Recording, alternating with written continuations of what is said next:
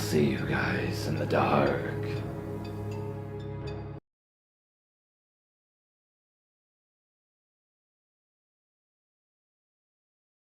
In 11th grade, I had a falling out with my parents in a very big way. I moved in with a friend whose parents owned a motel.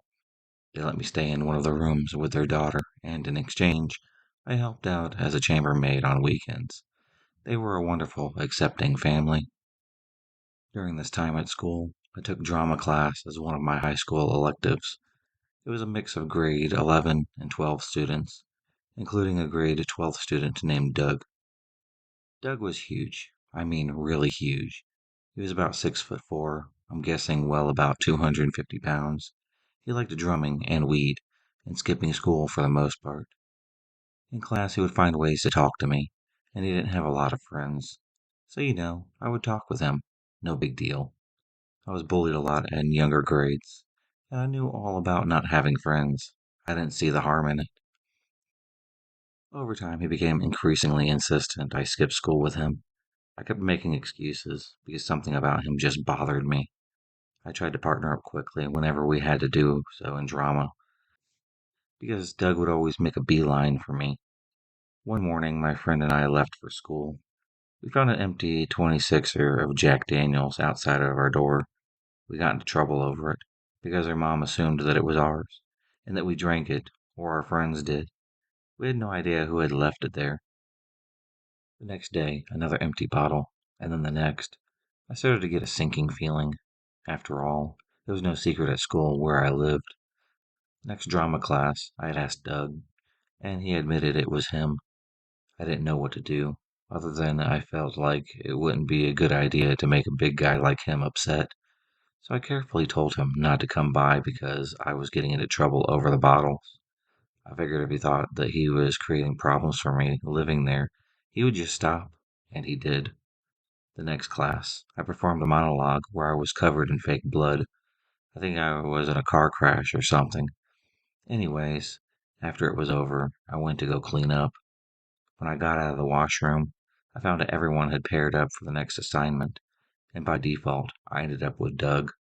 Worse, he had picked our play, one that had a kissing scene in it. I didn't know what to do. How could I go to my teacher and explain all of this? All I knew is that there was no way that I could do this play. So I managed to convince Doug that the script was lame and that we should write our own. We created one about two people in line talking back and forth, and it's only at the end that you realize that they are both dead and waiting in line to go to the hot place. Rehearsing this play was the most terrifying part.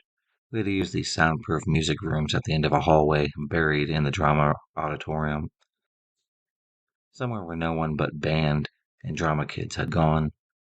One time, as we practiced our lines, Doug got this look on his face. My gut shriveled. The room felt so small. The door had only had a slit window. All I could think about was how no one would be able to hear me. No one.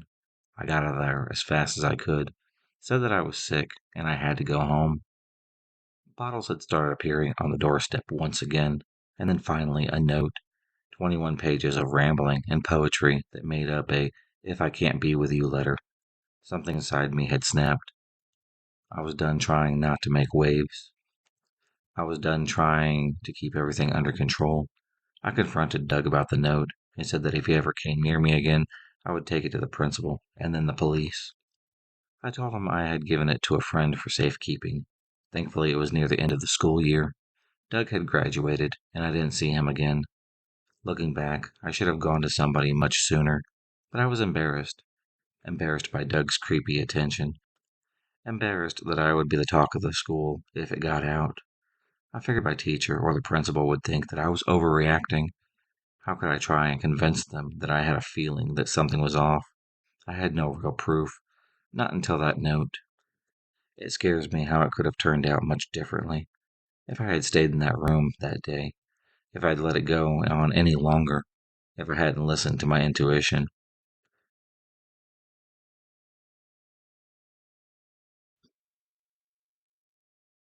I found out that I had to move in a very big hurry. The house that I was living in was suddenly sold, and I was worried that I wouldn't find help to move my things. Tom had overheard me talking about it. and jumped at the chance to help me, saying that he had been a professional mover before. I hesitated, but I finally gave in. That was a really big mistake. He came and got some of my boxes. He was going to keep them at his house until I could get them taken to my new apartment. I can't even explain how it all went down, but one minute I was packing and getting things ready. The very next, he was pinning me down and trying to kiss me. At first, I was kind of embarrassed and tried to make a joke out of it. I pushed him away playfully, but he didn't take that for an answer. He put his elbow and hand and his forearm across my chest once he had wrestled me down onto the bed. It was so hard to breathe that I thought that I was going to die. There was so much pain. I definitely remember that. He wasn't gentle. I had internal injuries. 5 months later, I remember watching the fan blades slicing through the air, hoping that he would be done soon. There was so much pain, and everything was in slow motion. He was angry, and he was proving a point. He told me that he had done that before, that a girl he took out on a date owed him, and he was going to get his one way or another, and she was drunk and passed out, so he had taken advantage of her. I was in disbelief. I think he told me that horror story just so that I would be afraid and comply with him, but I didn't. I yelled, but it's hard to yell when you can't breathe.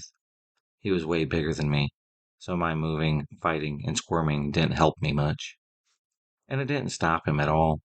Once he was done, I slid onto the floor, and he just got up and went downstairs, possibly for a cigarette. I really don't know. Finally, he'd said something like he'd call me, and then he left, not seeming like he thought anything bad had ever happened. This is from 5 to 6 years ago. I 24F, live in the Midwest, and I love anime and manga. I was really interested in heading to a con, so two of my girlfriends decided to go with me to one of the larger anime cons in the area. We arrived, and at first it was a lot of fun. However, I soon met a man who was overly creepy and made my time unbearable. I can't reveal too much about it, but he was apparently a guest to this convention and has some sort of YouTube career. He doesn't even talk about anime or manga, so I thought his presence at the con was weird. I would have said something long ago, but the group he was a part of has a rabid fan base that in the past defended a rapist. So I have been fearful of the repercussions of telling my story. I was walking the convention when he spotted me, and he instantly seemed to light up and rushed over to me. I was very nervous. I never thought I was much to look at, so his interest seemed weird to me. He tried to make some sort of small talk, like asking if I liked to cosplay. I am sort of round, but I am very proud of my legs, so I jokingly said if I cosplayed, I could probably be the Green MM. His seemed to really like that idea and kept pressing. The way he looked and leered made me very uncomfortable. I made an excuse and joined my friends and walked away from the creep in the tiny hat. I wish that was the end, but throughout the 3 days he would continually try to find me and talk to me. What made it worse was the fact that he had his girlfriend at the time with him. She seemed busy, and he tried to sneak off while she was busy with other things to try and flirt with me. But it always felt very uncomfortable. In fact, I tried to bring her up, saying wouldn't she be upset that he was flirting with me? And he said he could convince his girlfriend to be okay with it, and then called her Lady Boy, which I found weird. The whole situation felt so disgusting, and every time he found me and rushed over to talk, I felt like I wanted to crawl into a hole and die. Maybe this isn't stalking per se, but he made me feel so uncomfortable I had to say something. After this convention, I looked him up and found out he goes to the 3 major conventions in my area, so for my own peace of mind, I don't go anymore. If you enjoyed this video, please subscribe, like, and hit the bell for notifications on future videos and become a stalker of the night. And I'll see you next time.